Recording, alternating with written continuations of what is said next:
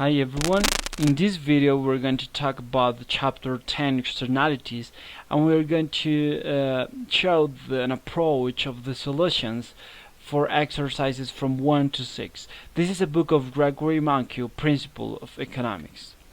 So the first question says, do you agree with the following statements? Why or why not?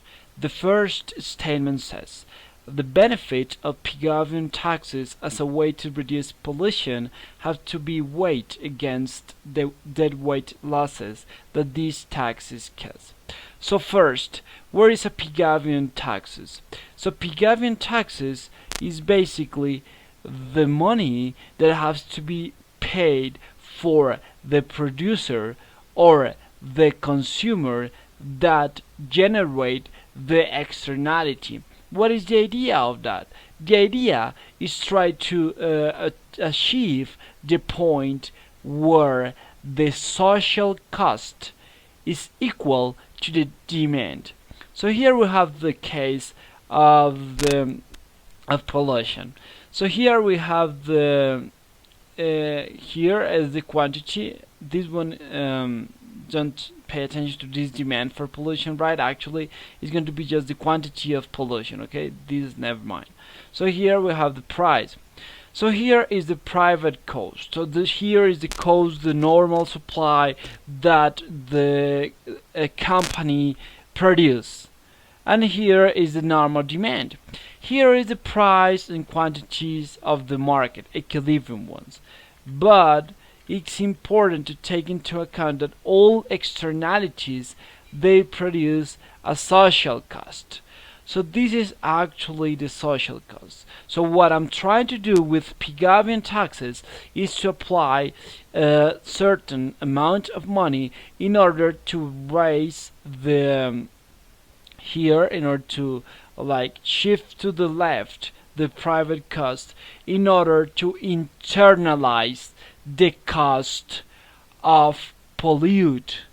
Okay, so in this case we don't have to take into account the deadweight losses. It doesn't matter if the social cost is so high. So if the social cost is so high, it implies that the cost that society has to face is so high.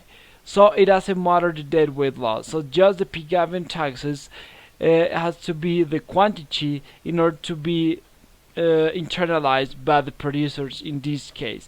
So the optimus is considered when the social cost is equal to the demand without considering the deadweight losses. So second one, a negative production into externality calls for a Pigovian tax on producers, whereas a negative consumption externality calls for a Pigovian tax on consumers. This is interesting because it's false. How come? Basically we have here the supply, normal, and we have the demand with the private value. So here we have the price and quantities of equilibrium, the price market, quantity market, and here we have the social cost. So the point here is when we fix a tax here of this amount, the producers, the consumers, they have to pay this price, the optimum price, and the producers, they will just perceive this quantity. So in this sense, let me show with this one, maybe it's better, this one. Just a second, let's be this one. So here, this is going to be the quantity paid by the consumers. It's going to be this one. But the price perceived by the producer is going to be this one.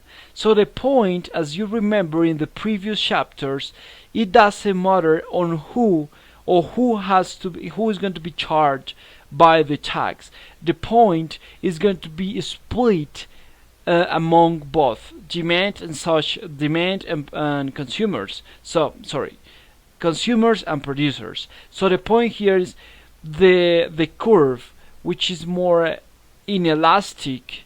It means the curve which react less to changes in prices. This is going to be the part that has to pay more for that.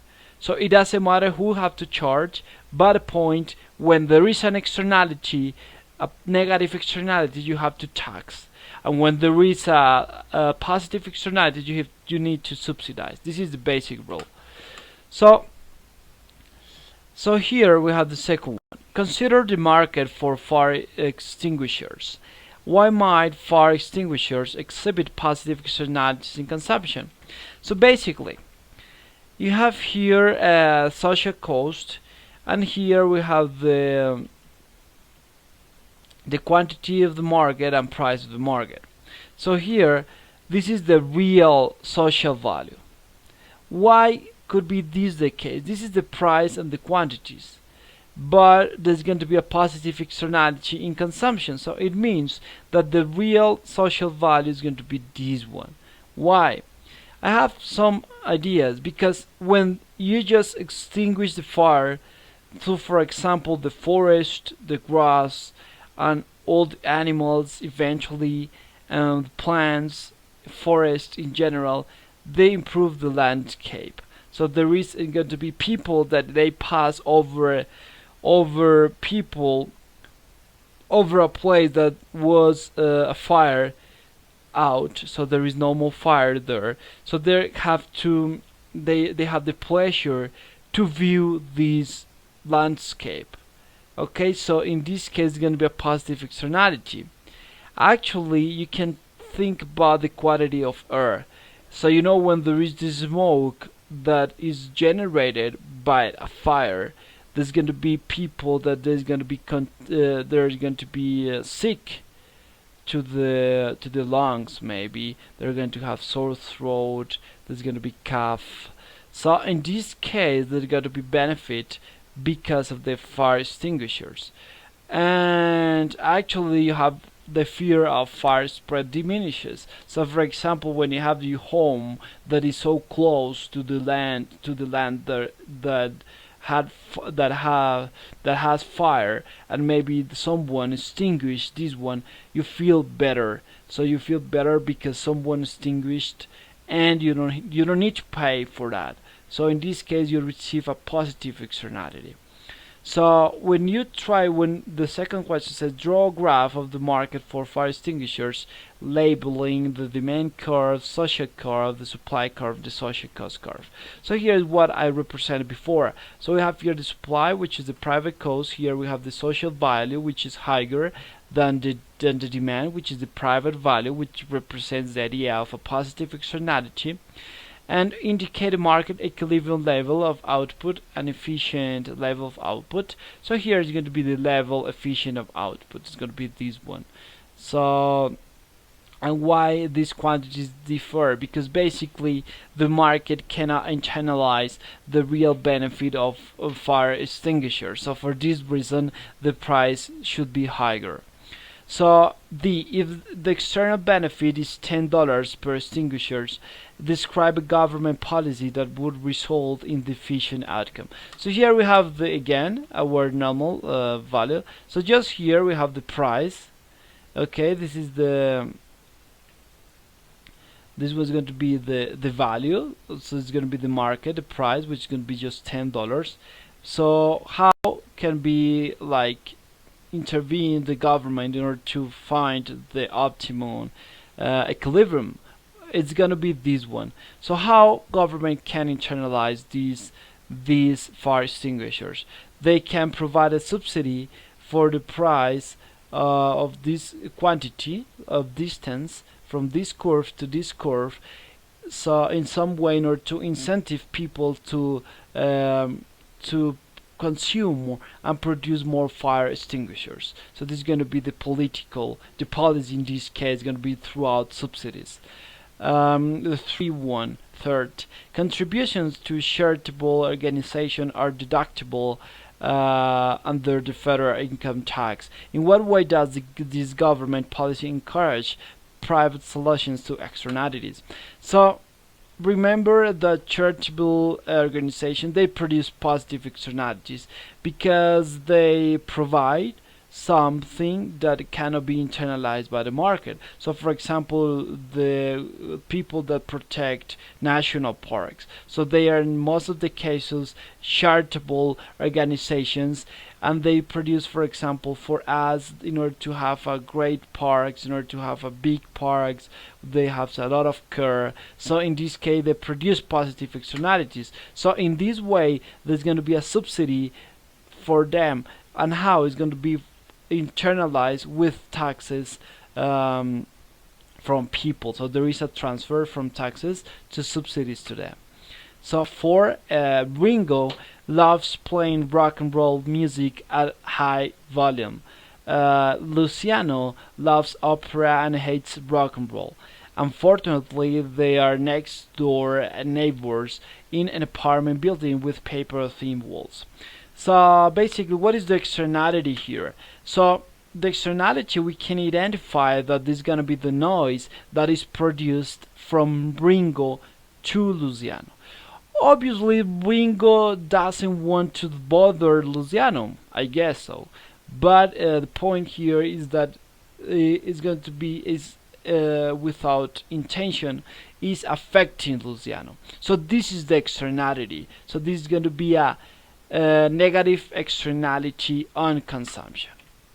So we are assuming here that there is no externality from Luciano to Ringo according how it's expressed in the problem, because we are saying that when Ringo plays classical music, the text doesn't say that it bothers Ringo. So B, what a command and control policy might the landlord impose? Could such a policy lead to an efficient outcome? So here, the landlord can advocate peace and quiet right from Luciano. So remember, command and control policy is a way how a third party intervene on market and create a regulation to the quantities that they are produced in exceed or like exceed of the quantity that really need a market.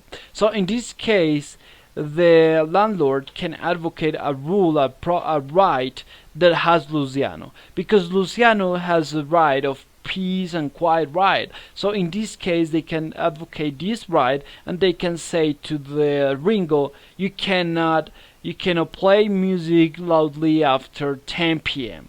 This is the rule, or the level that you have to put this music is going to be this one. So in this case it could be the case that the cost and the question is, it could be an inefficient outcome. Yes. Why? Because it could be the case that the cost of Luciano is lower than the benefit of Ringo. I know that is really hard to grasp this idea, but just imagine that you can measure all the benefit that Ringo receives playing this music and the cost that Luciano for listening this music. So it is the case that Luciano maybe bothers, but just a little bit, and Ringo is extremely excited about performing the music. So in this case, unfortunately, the command and control policy, it doesn't arrive to a efficient outcome. So now, for this reason, suppose that the landlord lets the tenants do whatever they want. According to the cost theorem, how might Ringo and Luciano reach an efficient outcome on their own? What might prevent them from reaching an efficient outcome? Okay. So the first question. So this is really important to take into account who has the right, because the person that has the right, the other part has to pay for him. So the first case, we're going to assume that the right of making noise is for Ringo. Ringo has the right to make noise. So in this case, Luciano has to pay some fee for being quiet. So it's going to knock the door of Ringo, and it's going to say, okay man, I know that you can make noise, but I can pay for that. I can pay for quiet. I'm going to be like peace, no noise in this time. So this is going to be the first case. The other case, we assume that the right of peace and quiet is for Luciano. So in this case, Luciano is not going to knock the door of Ringo. In this case, Ringo is going to knock the door of Luciano, is going to say, hey man, I know that you have the right to be in silent, but I want to pay something in order to make noise. How much do you want? Okay, so this is the second case. And when maybe they cannot reach an efficient outcome. Okay, so it's interesting to think about it, because even if for example Ringo go there to Luciano's apartment and say, okay man, how much I have to pay for that, and Luciano says, okay, I have to pay $1,000 because this is my cost. Okay, but Ringo is willing to pay just $500. So in this case, there is going to be just the benefit of Ringo. They're not going to reach any agreement, but anyhow, this is efficient because this is going to be the best result they can achieve. There is no agreement, there is still noise because Ringo they're not going to pay for the Luciano because the cost is higher than the pleasure of Ringo. But anyhow, this is still efficient. The point is when there could be no agreement in the case where, for example, there are transactional costs. Classical versus rock music, maybe they have more problems like beyond the music, and they cannot talk each other.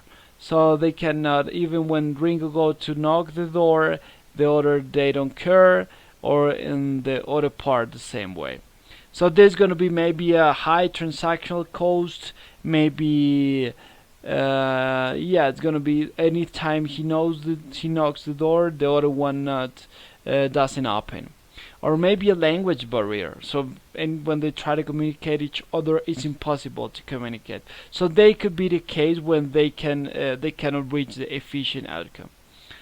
And fifth, it is rumored that the Swiss government subsidizes cattle farming, and that the subsidy is larger in areas with more tourist attractions.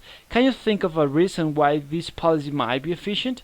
So here, why? Because tourists like cattle attraction. So there's going to be a positive externality of cattle farm for tourists. So in this case, if they internalize this positive externality cattle farm, they can charge a higher price. So in this case, how they can charge a higher price? Throughout a subsidy from the government. So in this case, this is a positive externality that is not presented in the areas with no tourism. And a subsidy is a way to internalize the externalities for the tourist sightseeing naturally. So the sixth and the last one. So greater consumption of alcohol leads to more motor vehicle accidents, and thus imposes costs on people who do not drink and drive. Illustrate the market for alcohol labeling the demand curve, the social values curve, the supply curve, the social cost curve, the market equilibrium level of output and an efficient level of output. So here we have the case. We have here the supply, which is the private cost of alcohol. Here we have the quantity of alcohol generated, which is this one, what is used, or what was seen before. So here we have the price and quantity of equilibrium. But remember, this is a negative externality and consumption. So in this case, the real value of what the society wants of alcohol is not Q market, actually. It's going to be Q optimum. So this is going to be the real quantity and prices that there's going to be inside the market. So the last one on the graph shade the area corresponding to the deadweight loss on the market of the market equilibrium. So we have a hint. The deadweight loss occurs because some units of alcohol are consumed for which the social cost exceeds the social value explained. So here we have again our case, our graph. So here this is going to be the price, right? That is going to be paid by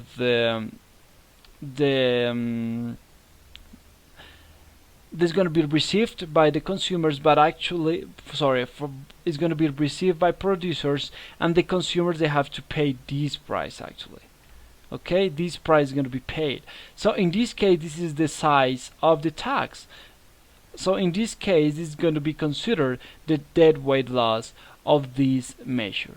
But anyway, it's going to be the optimum because it's what people want. It's going to be this quantity. Okay, I hope it has clarified some doubts that you have with this chapter. I hope you enjoy my videos, and please see the other videos if you want, and I will post more ahead. Have a great day, great success with economics. Bye bye.